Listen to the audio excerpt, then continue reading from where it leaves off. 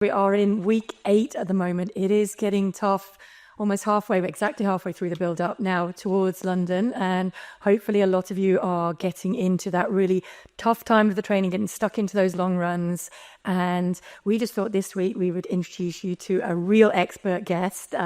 It is Dr. Steve Peters, medical psychiatrist, but has worked with so many sports people. And I think in particular, I remember working with him in 2004 and at different periods since then, and just really benefiting from his wisdom in areas of how we can strengthen the mind just to work that little bit better towards getting the very best out of all of us over the marathon distance. So thank you very much for joining us, Steve. I know that the marathon is not your distance, but as you are a sprinter and a very successful sprinter at that, and I'm sure you have hedged out your own ways in terms of making sure that your mind works with your body to get the most out of your performance.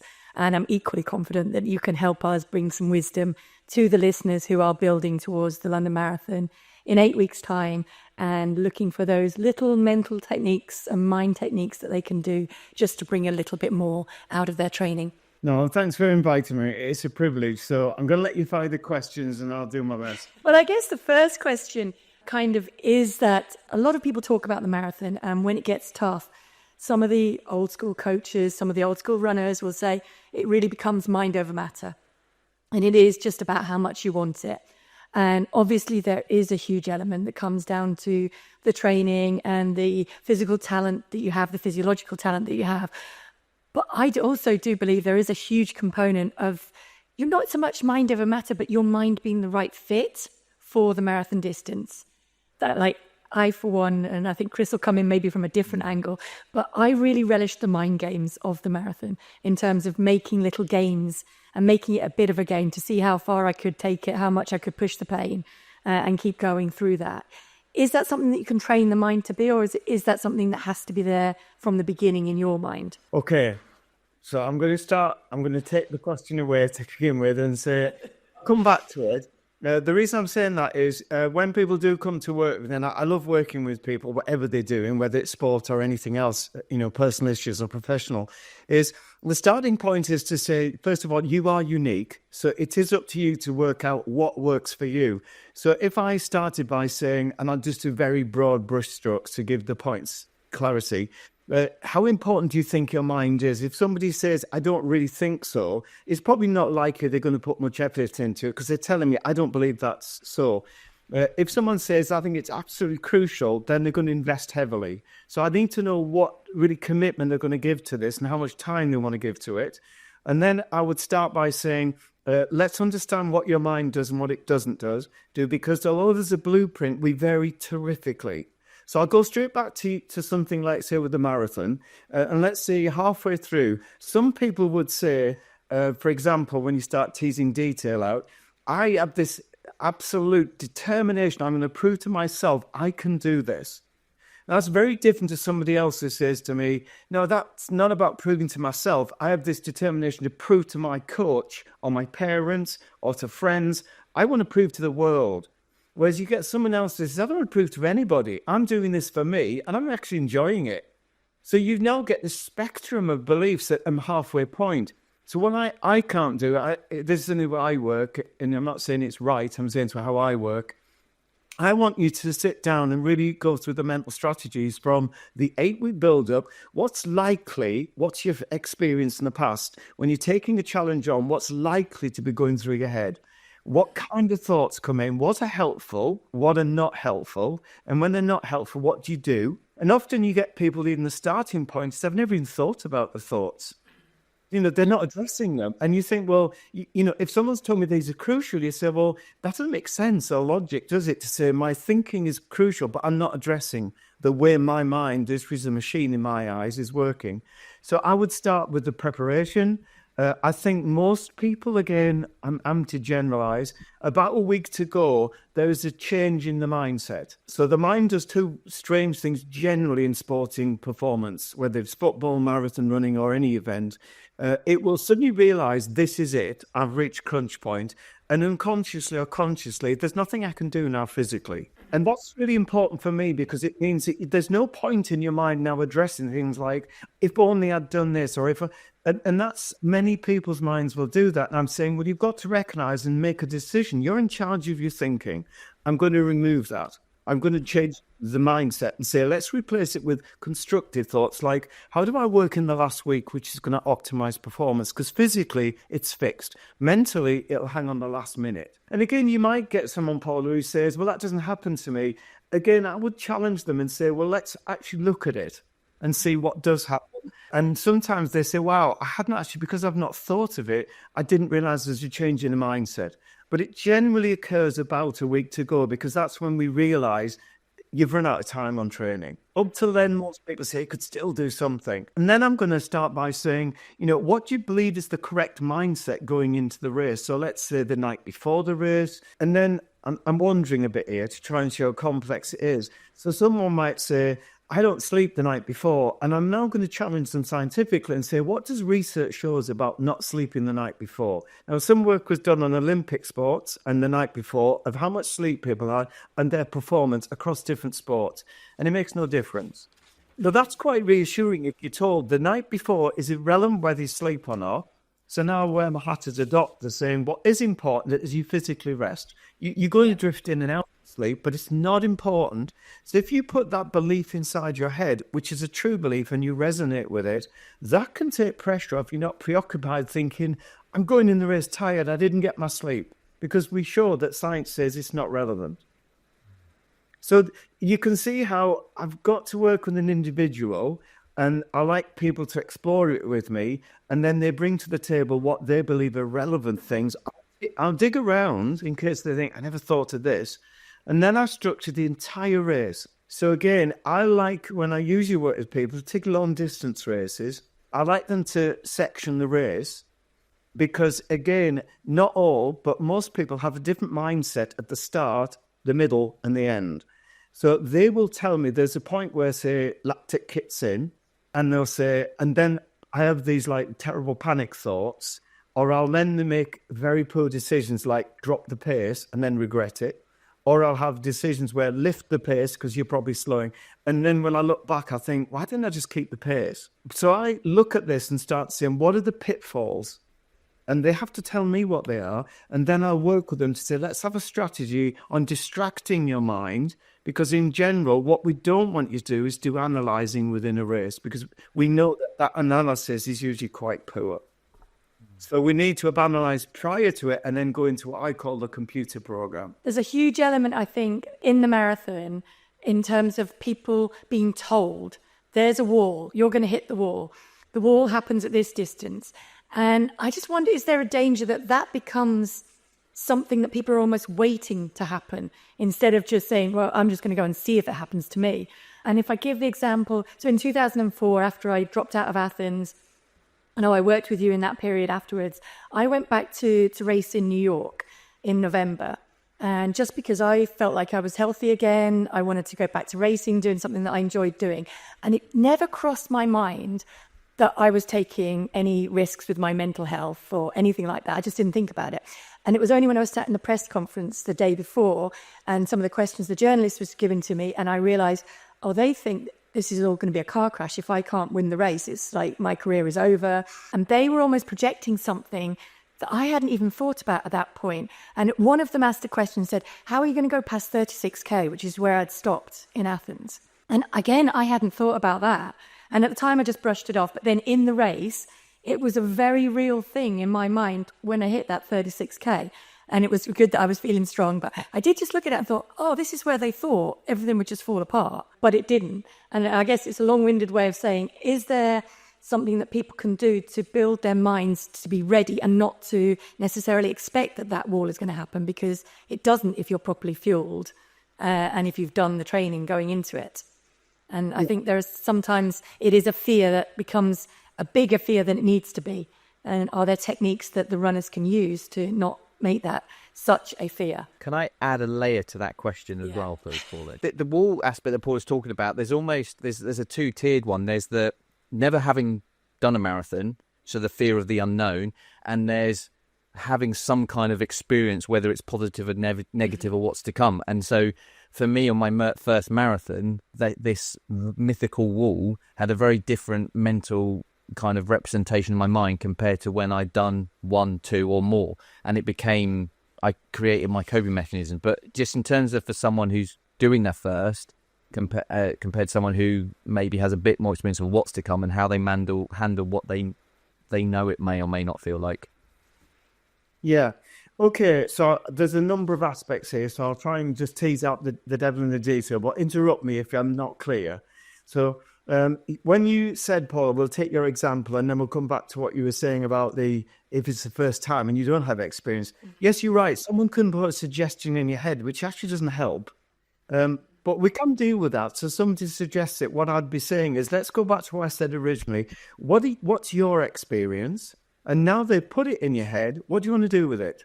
Do you think it's a reality? So I would now prepare you and say, right, let's look at this 36 point and say, how do you want to respond to it? We're not going to react. I use those words differently. So reaction is what I always call the chimp part of the brain. We're going to respond. That means we have a plan and we're going to carry it out. But we're going to rehearse that plan. So it could be you come to that point where you say, right, these are the thoughts I want to have. These are my plans of what I'm going to do physically. So you've got an automatic response. The problem is sometimes and you can do that, but it's got to resonate with you and you think that would really help me. And it could be anything like I'm running for my daughter and you think that would help me, Steve. It's done it before. So therefore I'm distracting myself. Another one is to say, no, I want to take this on as a challenge. You beat me last time. I personalize it now. I will beat. And for someone who has got that sort of aggressive approach, that would work. But it's not good me telling them that because they might say, oh, I don't work that way. So I would tease out what works for them. But what happens if out of the blue, and this goes back to what you were saying about if you've just never done it before, I work with sports people to say, what if the unexpected happens? How on earth you can plan for the unexpected? So it didn't happen at 36, it happened at 20, or it happened beyond it. At 40, it suddenly struck you. I wasn't expecting that.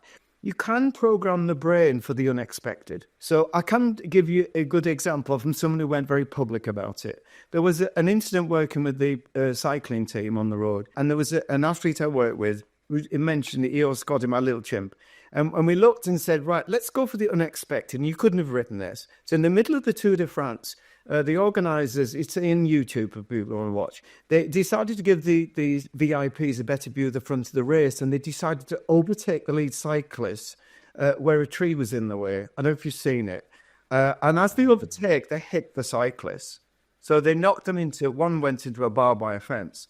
Now, you could never have predicted that, but because we said, right, the unexpected, here's what I'm going to think and do, we planned this. So we planned for an injustice, we planned for a setback, we planned for a pitfall, and we had these program plans which we mentally rehearsed well before this. And what happened is as he went down, and obviously he's stuck with cleats on a bike, so he tumbled on the road and came to a lot of harm, but he had an automatic programmed non-analytical thought process that got him back on the bike and straight back in. We went on, I'm not saying that did it, but went on to win the race as a team. And afterwards in the hotel, then he opened up to me. But we had planned that to say we're not going to react at all. Whenever something happens, almost like a soldier in the battle, you don't think, you act on the plan. And you can program people. So in his case, he did that and it was successful. So, but some athlete might say to me, I don't want to do that. I want to think. So then I look at what's the pitfalls, what could happen? Because now what you're saying is, I'm going to go into the territory of fight, flight, freeze. Now, I never recommend this.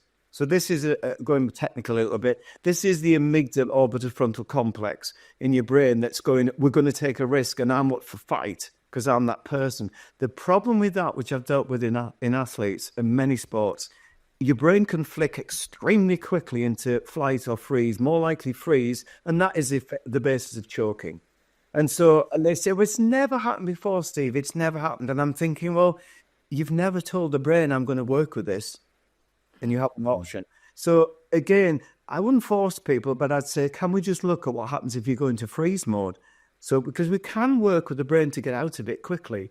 So because Paul and I were talking that there's a lot of things when I got into sport that I went on a real learning journey with myself and understanding my emotions, because my emotions was at the beginning of my career. It kind of hamstrung me a lot. I would find myself in hyper emotional situations, like I literally would cry on the start line. I was so emotional about the scenarios, and there were so many things that happened that kind of I had to force me to deal with that and find a way to keep progressing through. But there was always kind of these learning things I had to do on the way. And one of the big ones I had leads into the marathon was fear. I had a lot of fear around pain, and the expectation of how that was I'd wake up in the morning almost like, oh, well, this session's really going to hurt. And I found a way to turn that into a positive through various things. And then when I went to the marathon, it all came flooding back again. The emotion isn't necessarily the negative thing. It's how you use that emotion to bring out a positive reaction. And that's something that I personally found fascinating. I didn't always get it right, but with the marathon, it was how do I turn that fear? How do I turn these anxieties into actually fuel for what I was trying to do? I think there's two important points you raised there, because I always say to people, if you look at what the function of emotion is, it's actually misunderstood. The function of emotion is that your brain is trying to send a message to you to say, there's something happening, I need to get your attention. Your job is to respond to that by using logic, rationality. So when you say, it doesn't matter to me what emotion people get, whether it's overwhelmed happiness or fear or anger, anxiety. What I'm saying is the brain's trying to get your attention. Now, our brain uses emotion in order to get our attention for us to form a plan. So what people don't understand is, instead of that, what they do is they engage the emotion, or they're trying to stifle the emotion. And what you're doing is trying to ignore a message. So the brain just moves the message up again and says, this isn't the rules of the brain. So you've got to see it. I'm going back to the little chimp model that I've used, because if you imagine that the chimp's function is its vigilance, and at the beginning of a marathon, it's trying to warn you, as far as I know, we're going into battle. I could die out there. That's what it doesn't know what you're doing, and you've not told it. So your job is almost simplistically to tell it, is this a fun run, you know? It isn't life and death, you know. You might feel it for you, but it's doing its job. It's trying to say, I'm terrified, and you're doing nothing for it. You're just trying to say, let's just say calm, and it's going, well, you're not listening. So I'll just up the ante and make you even more fearful. When I say use emotion, I'm saying don't stifle it. Listen to what the brain is trying to tell you and come up with some rationality and answers, such as, do you want to be in this marathon? Do you want to run this race? And the answer is, you turn back to the chimp and say, listen, we want to do that. It's only a race. It's not life and death defining, but it's good fun. It's what I want to do. Yeah, we could lose. Yeah, we could win. Then whatever resonates, it will calm down, and you will find that emotion starts to disappear. Now you've not engaged the emotion. But the other thing you mentioned, which was about fear of, and then something happening. And I keep saying that there's no such thing as fear of something. If you think about it, what you're saying is, I fear not being able to do the consequence of something. And although that sounds semantics, it's actually massively different for the brain. So if I say to you, I'm being silly now, I fear daffodils, there's nothing you can do as a therapist to help me, because I fear daffodils. You might do behavioral work. But if you say to me, right, what would happen if you met the daffodil? And you had to pick one. And I go, I might sneeze. Okay, can you deal with sneezing? Well, yeah. So you've gone beyond and said, can you deal? So when you say, I fear pain, I'd say, well, what will happen if you get into pain? What is it you can't deal with? Now we can actually work on a plan of action to deal with pain, or the consequence of pain, rather than just going, I fear pain. Does that make sense? I think totally. I mean, it resonates massively with me, Steve. It took me right back 20 years. And I remember sitting in a room with you in Athens, and basically I'd not been able to finish the marathon. I'd actually hit the wall properly because I'd run out of fuel due to the injury problems that I'd had. But I wanted to race the 10K, and the team did not want me to race the 10K. And I had to go and meet with Steve. And I remember exactly you saying that to me. How will you deal with it if you can't finish the 10K? And I can still remember, and my answer was, I would rather know whether I can or can't finish it than sit here not knowing that answer. So I kind of answered my own chimp there, and I wasn't able to finish it, but it didn't make me any weaker. It's perfect, because what you've done, you see, Paul, is you come in figured thinking, am I going to make that? And then you answer and say, well, it's better to do it because it's worse not to do it and think, God, So you've given it a rational, logical answer, which resonates with you. So your chimp brain goes, okay, let's go for it then. Yeah, which was, I think, completely an individual thing. I mean, there might have been lots of athletes that would have said, no, I can't handle that. But for me, it would have been 100 times worse to sit in the stands and watch the race and just have all the what ifs going around. What if I could have pulled something out? What if I could have been able to do it? Whereas at least that way I had a clear-cut answer. No, you're not well enough to be able to do it. End of.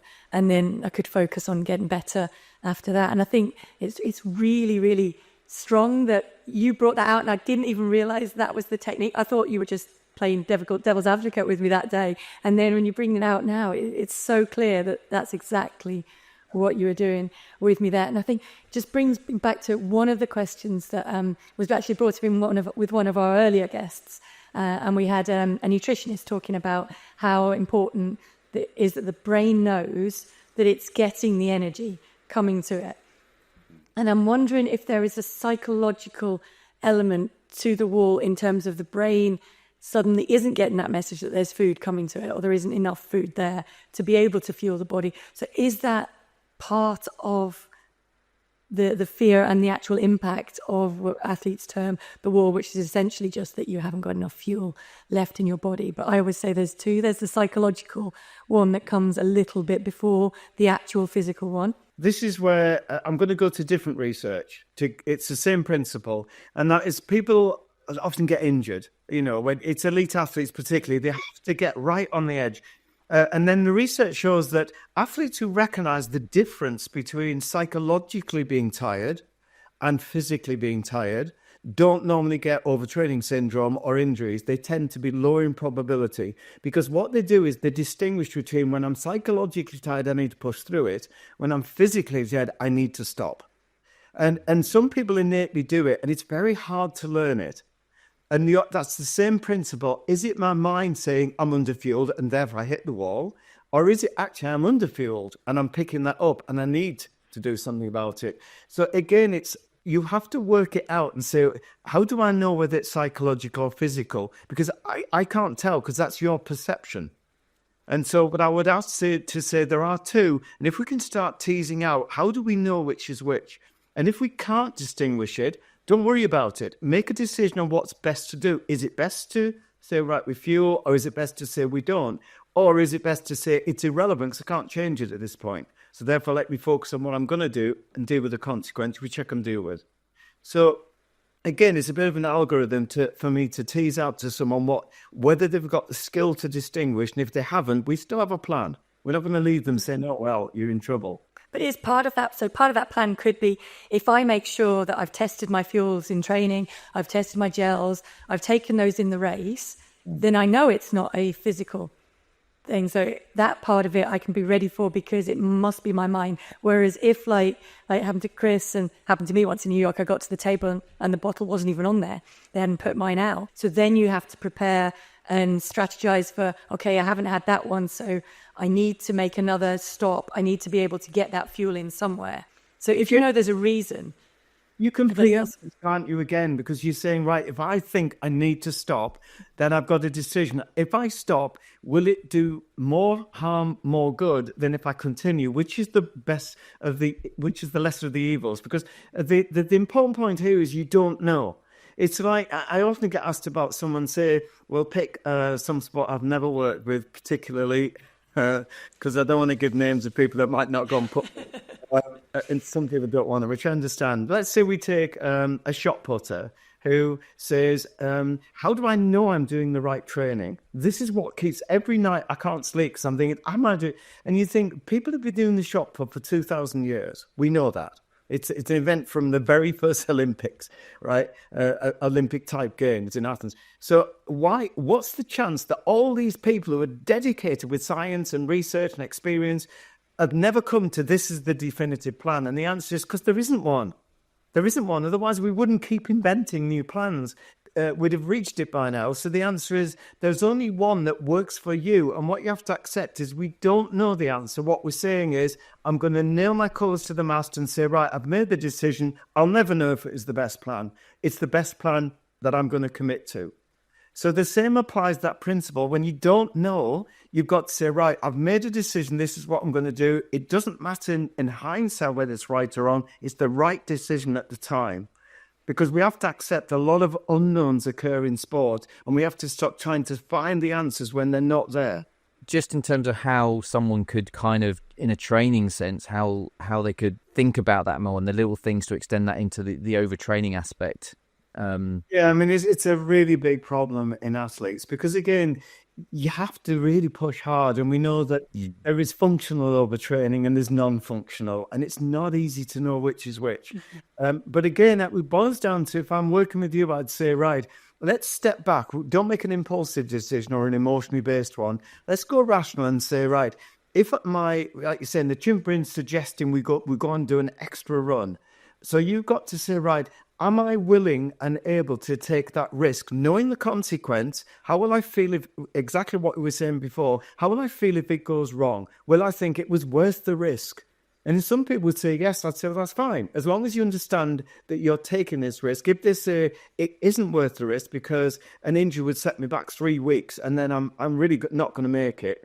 So again, it's a rational decision to make, a decision based on logic or emotion. So I'm not against an emotional decision as long as it has been thought out to say, I'm going to go with what appears to be rational, but it's worth the risk. So it's almost having peace with the decision with yourself in the aftermath. It's in terms of, yeah. And I would say, particularly in marathon training, it's really tough around illness. Because I think with injury, if people have got a sore muscle or a sore ankle or a knee, you know it's hurting before you go out the door. So you can make that rational decision. I'm not going to do this run because it's probably going to cause a bigger injury and it's going to be more time out. But when it's an illness thing, and I went through this recently because I got that flu bug that everybody's been having, you do think, oh, maybe if I go out after 10, 15 minutes, I might feel better or I might not. And there is also no gradual improvement in it. Sometimes it drags on for a long time and you've got to make that decision at some point. Otherwise, you're not going to do any training. But it's judging that, right? And that's the one that I always found the hardest, is how do I know when physically it's okay to push through a little bit of not feeling 100%, and when it's not okay because you're actually going to make the illness much, much worse. My feeling on this is, obviously, it is a difficult one because you just don't know. And that's what I said. We'll never know. So you're not going to get a definitive answer. What's more important is that exactly what you're saying is to do with, I'm at ease with the fact I've made the decision now and I'll see how it goes. And if there's dire consequences, I knew it was coming and I accept that. But it's a big one that I tend to say when people say, well, and they go on, and I said, if you wrote a job description for an elite athlete, part of that would be you're going to meet lots of unknowns and you're going to have to make decisions which may not work out and you have nothing to base it on. Do you want the job? So when it happens, don't complain because you know that's what you're going to do. This one with injuries, don't sign up for it. Are you going to lose? Yes. Are you going to misjudge? Yes. Sign the paper. Otherwise, don't do the job. What you can't do is go to a job and say, can you take these bits out? No, I'm doing it.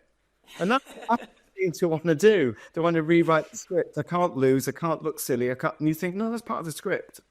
Yeah.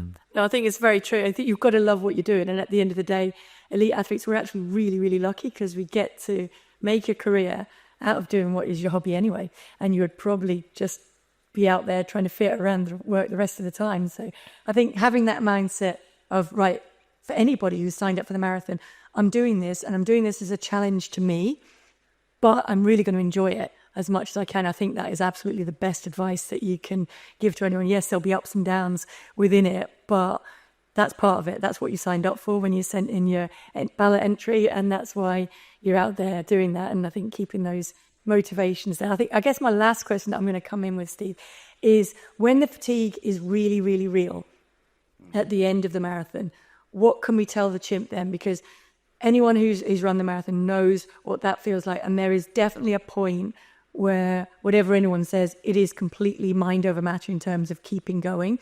And it's usually a little bit before you get to the last couple of miles, because the last couple of miles you can kind of see the finish. But before that, what kind of techniques can marathon runners use just to keep focused on just getting through that point? Again, it's very much on a unique individual, but I've never experienced a marathon because the fastest I've ever run is 800 meters, and I only done one of them. But I know in the 400 meters, every time we know our chimp brain is going to go, you're not going to make it. Around the steeplechase, it's such a painful event. So I know that feeling. There's a number of ways that could possibly work for people. One of them is, the simplest is distraction.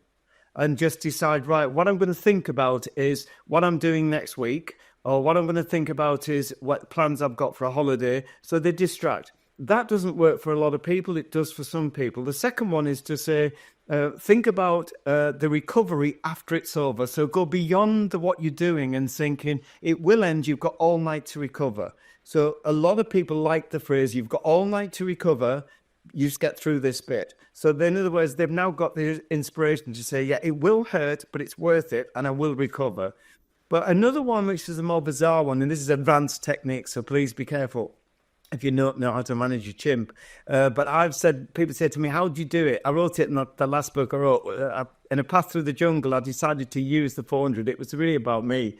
And I wrote that when you get to that steeplechase, you think, you start, the chimp's going to do what if. It's meant to. It's normal. It's healthy. So it'll start saying, what if you don't make it? What if you fall over? You know, you're an old person now. You're going to fall. You look really silly. And my answer is, I actually give way at that point. So this is very paradoxical. And I say to my chimp, I can't do it. I really can't do it. I need help. Very bizarrely, and it will do it, in most people, the chimp will now come on side and drag you. So you hand to the chimp, and my chimp does. It kicks in and says, I will not be beaten, because it's such a competitor. But I know my chimp well. Now, some chimps might just say, let's fall over, I'll pretend to have a hamstring pull, you know, and get away with it. But my chimp won't do that. It's to, no, we do it. So I let the chimp run the last part. So you can sometimes, this is your best friend now. Chimpanzees, we know, and it's in the chimpanzee brain and in humans, when one of our friends gets into trouble, we get super strength. We come in for the bat and think, I am not going to walk away, because they need help. So your chimp can do that for you and say, leave it to me. You know, you've got to manage it, because otherwise, like in a 400, it'll start sprinting hard, which you'll just run your leg. I'll be saying, let's build up slowly as we find it 100. But you're using the system now to advantage, so it's not all negative. So there's various ways that people can deal with it. I think the biggest one now, 8 weeks to go, a week to go in the race, remember the chimp's doing its job. Whatever it's saying to you, it's thank it and say thanks for the warning, but reject. So the what ifs are going to come. They're normal, they're healthy, but don't engage them. Say thanks. It's just an acceptance. You do that. Their job is to say what if. Two things you said there, and I feel less silly now about little things I did. I've never told anyone this, genuinely, but you made a comment about that reward bit, about looking forward to the reward. I used to say, honestly, in the race, say to myself, I've only got an episode of Neighbours to go, and then you can just chill out for the rest of the day. And I used to do that in my head. I thought, well, Neighbours is about 25, 30 minutes, so I've just got an episode of Neighbours. And the other one I used to do was, when things got tough, I used to go, and again, I thought I was silly for doing it, but it seemed to fuel me. I used to say to myself, well, you're rubbish at running anyway, so what does it matter? And it just fueled that inner side of me of just to let go and let the emotion of it, and so I feel less stupid, because I used to literally just look at myself in the mirror sometimes and go, well, you're rubbish at running, so just don't worry. That is so good, because what you've done, in fact, if you think about, and this is the rules of the brain, you've almost colluded with the chimp saying, yeah, we are rubbish, you're right. You know, because it's trying to protect you, saying, don't do this because you're not good enough. And when you agree with it, then often the chimps, because it's a paradox in itself, will attack you and say, well, actually, we can do this. And now the chimp leads you back into it. So it's a clever way of doing it. It's like saying to a child when you say, don't do this, and they do it. So you best say, well, why don't you do it? And they say, well, I don't want to now. In my first marathon, something happened which had not happened before in my whole career. So it took me 20 years till I ran it. I ran London. I did well. It was not quite what I hoped, but it didn't matter. And I And I didn't think about the fact I was running a marathon. I just thought it's another race to perform, to do well, to try and qualify and all that. And for the week after, I was walking around completely lost and I couldn't understand what was going on. And I spoke to my coach, and he's got a lot of experience with marathon running. And he said he could just tell by the way I was talking. He said, "You're very emotional at the moment and you don't know why, do you?" And I said, "Yeah, I don't know. I'm lost. I wasn't down or fed up. I just felt really confused." And he then proceeded to tell me, "Look, you've just done a marathon. It's a big, massive build-up. There's a lot of emotion that goes into this one day, and you're coming down from it." And I'd not experienced it because it was all I judged myself on the performance, whereas this was about the accomplishment of getting around a marathon, and I felt very proud and very emotional in a way of finishing, which I'd never experienced before. And I just wondered for people that are new, that is going to do it for the first time, and just being aware of that and the kind of things they can think about. Because I said to my mum when she ran her first one, have something in place the week after to look forward to. Have things to think about that you are going to feel emotional. But is anything else from your point of view that you think runners might want to think about? Yes, it's a big day in a year, but there's also the days, the weeks after, and just be mindful of that. I'll confess that since he went public and put in his first book, working with Chris Hoy, who's just an amazing guy, and I'm obviously good friends with Chris. And I remember the very first time I went to Athens Olympics with him, and he got his gold medal, and we'd built up, and he worked so hard mentally on that to say, I'm going to have this total focus. And we all thought it was brilliant, and he got his gold, and he came home, and then we hadn't done anything for after, and he sank. And he said it was a terrible feeling, suddenly this big letdown, which everybody gets, whatever event it is. And he put that in his book saying, we just didn't even think about that. I planned for it. So I thought, okay, I'd learn a lesson. Yeah. So it's a bit humiliating on me as this so-called psych. The aftermath, because it's clear we all get them. So you're absolutely right. So now after that, I corrected that to say, I always say to athletes, have something, either a holiday or some event that you can look forward to immediately after, so that it's not just nothingness. And also, you can have a celebration. And what they say, well, what if I don't medal and I'm expecting to? Well, what if I don't even finish the marathon? You don't have to just celebrate a physical success. You can celebrate a mental success that you tried. We all say this to kids. It's not about all the time winning. It's about the effort you made and the fact you're proud of the fact that that's a value. So you've got to refer that back and don't be a hypocrite and say, celebrate the fact you didn't give up. You did your best, even if you got defeated at the end and you couldn't make it. So you can still either celebrate or have some event to look forward to, as simple ways that you don't have the letdown. And again, just, it isn't just athletes. I've seen this in teachers, university lecturers at the end of a term. They collapse down and they feel lost because what you've lost is a big structure, a big focus, and suddenly it's all over. So you need to have another one ready. I always recommend another race, another event, another whatever is in your head, and then have a break in between. But don't forget to celebrate whatever you've done in the way. Definitely. And in part of the celebration, I often think in the marathon is the marathon itself, because you've kind of had the ease and down from the hard training in the week before. And I'm going to ask for some final tips from Steve here, because I'm actually a week out from going to Tokyo to running the marathon. Just under a week now. And so I'm really in that final bit of thinking, okay, I haven't done everything that I could have done, but I'm in a lot different a mindset to that which I was in during my career, where it was very competitive and there were specific goals to be got from it. Now I really want just to get around and enjoy it. And really kind of enjoy the atmosphere. And I think for a lot of people going into the marathon for the first time, particularly London Marathon, it is a huge emotional energy wall the whole way around from start to finish, and it starts before the race even gets going. So I think people being ready and expecting that and having the techniques to cope and manage with that, particularly in the early miles, where we'll keep talking and we'll keep warning people, don't go off too fast, don't start too quickly. But it's really easy to do when you're rested down, you're fresh, you're excited, and there's a whole lot of other excited people building up into a big crescendo of energy all around you. So what are the best techniques that we can use to manage that so we don't make those mistakes of going too quickly? Again, having a plan to say this is possibly going to happen, so what am I going to do when it does? And I need to see that could be really fatal to me if I just can't keep running. So again, think it through and think, let's assume I do that. What's the consequence? That will prevent me doing it because you've thought, right, it's a punishment now and I don't want to lose out. But I think probably the most important point is, not for you as well, is when you were speaking, I thought the last minute thing is people muddle adrenaline up with anxiety. And I use a term which I know doesn't exist, but I've always said you're adrenalized. Adrenalized to me means you're going to feel very uncomfortable, almost as if you have anxiety, but you haven't. What you've got is a priming of the body. And to recognize that and say, this is a good thing. Anxiety is where you add on these negative thoughts.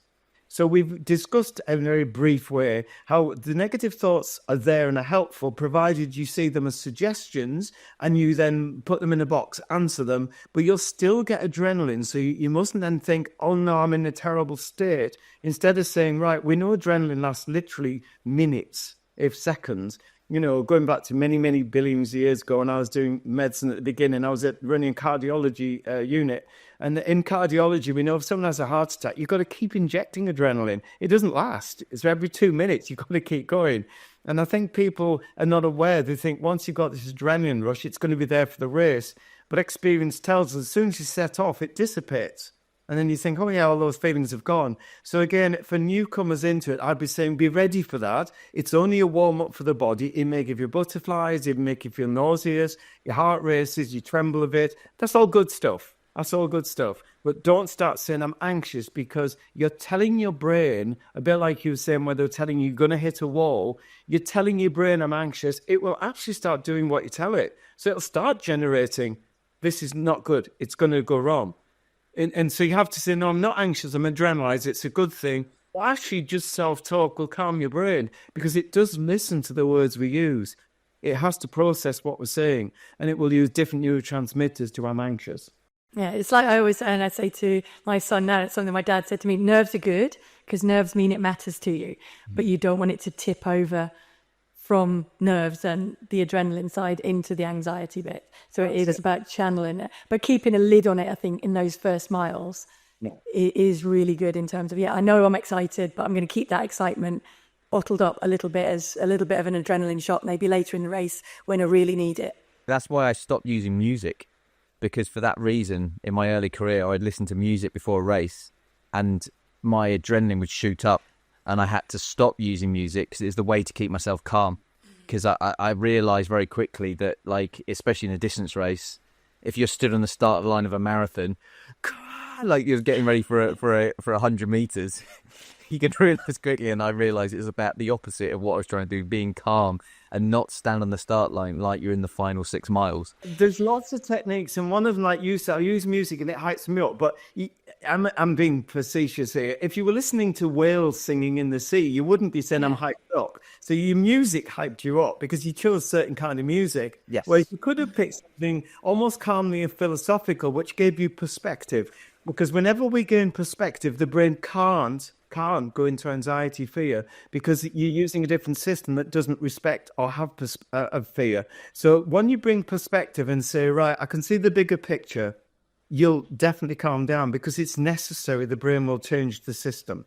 So if you'd have got something on the phones, which was music that gave you perspective on life, you would have found you actually set off in a much calmer place. Interesting, yeah. You could have used it to advantage. And again, what you were saying, Paula, if people practice this mentally, and I would say to you, let's practice every night just for 10 minutes. We start at the race, we stood there, we're not going to go too fast. We're going to have this piece of music, which is a trigger point to remind me, this is sensible running. Anything else is a bit silly, and it could have catastrophic consequence.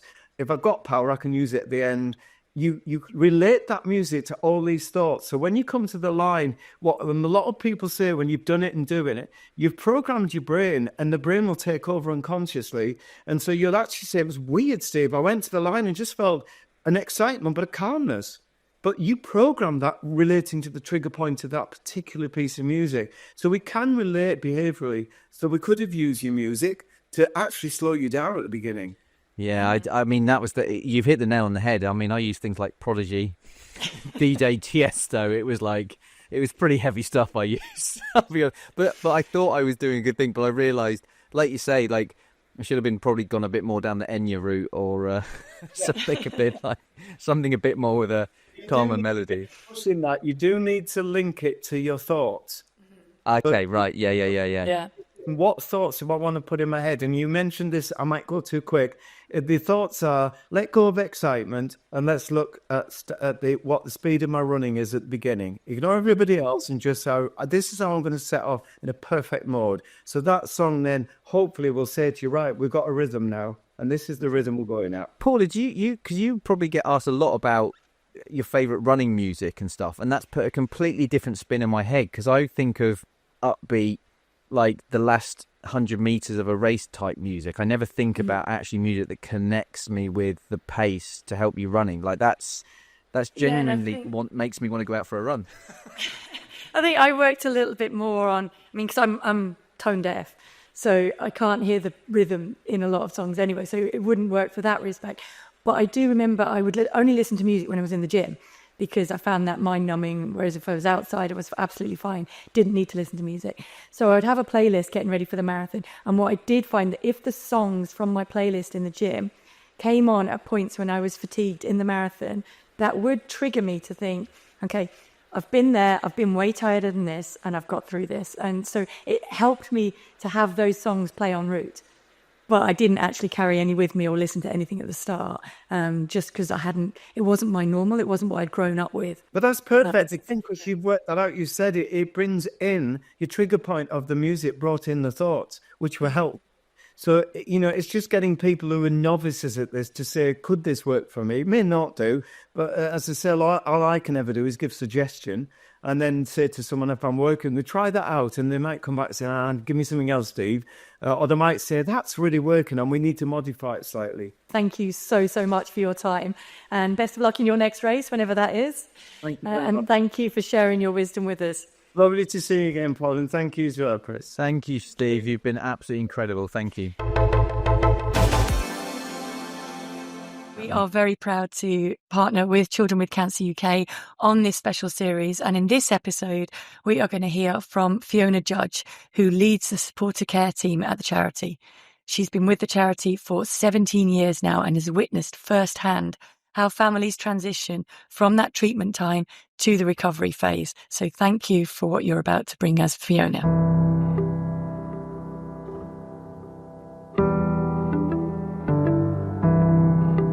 My name's Fiona and I work for Children with Cancer UK. I head up our supporter care team and we speak to lots of runners, families that have been affected by cancer, and also our supporters that want to donate money. I've worked with the charity for 17 years now, and it's been a real privilege to watch children grow up and go on to work and start families of their own, and your support can really help with that. To everyone running the London Marathon this year, we wish you the best of luck with your training and also on the day. Thank you so much for your support, we really appreciate it, and good luck. We'll see you at the end.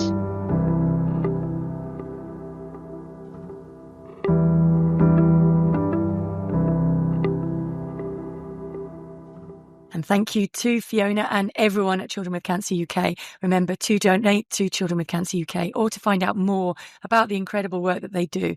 There is a link in our description. And please don't forget to send us in any questions. If you have any problems with that, email your questions to hello@paulasrunpod.com or on Instagram @paulasrunpod. Don't forget to follow us if you aren't already on Apple and Spotify. And joining us in the next episode, because this one, I'm afraid, has been a long one. It might be an even longer one next one, looking at who the next guest is that's joining us. And that will be world champion and Olympic silver medalist, runner, coach, London Marathon commentator, finisher of the Comrades Marathon. I'm kind of running out of accolades. I was going to say, it's high a long class list. Commentator in Steve Cram. And we will talk about the importance of time on your feet, about the vital role of coaches, because I think he will talk about that being the area that is perhaps closest to his heart and keeps him in touch with his young Steve, who was out there running around. Now he's out there holding the stopwatch and getting the best out of a new generation of athletes. And so that will be on Paula's Marathon Run Club. We will then be into week 9. I will have finished, hopefully, the Tokyo Marathon, and I will be bringing you how I got on there. Fingers crossed. Yep, fingers crossed. And Paula's Marathon Run Club is a Viral Tribe entertainment production. Catch you next time, and thank you so much for listening. And let's finish with a good luck, Paula. You can do it. Thank you.